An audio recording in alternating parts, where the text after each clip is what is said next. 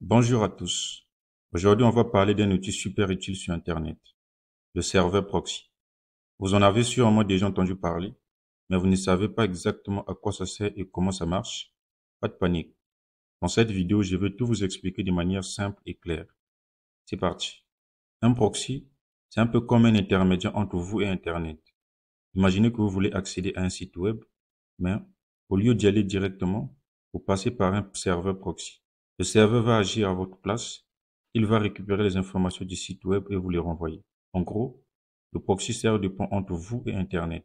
Et ça peut avoir plusieurs avantages, comme protéger votre vie privée ou contourner des restrictions.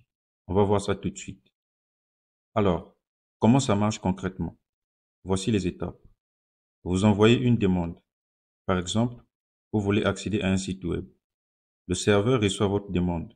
Au lieu que votre ordinateur contacte directement le site, c'est le proxy qui le fait pour vous. Le proxy récupère les données, il va chercher les informations sur le site web.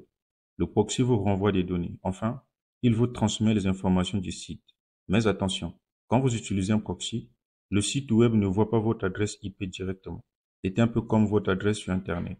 Il voit celle du proxy. Ça peut être très utile pour rester anonyme ou accéder à des contenus bloqués dans votre pays. Maintenant, vous vous demandez sûrement à quoi ça sert vraiment un proxy. Voici trois utilisations principales. Protéger votre vie privée. Comme le proxy cache votre adresse IP, il est plus difficile de vous tracer sur Internet. Contourner des restrictions.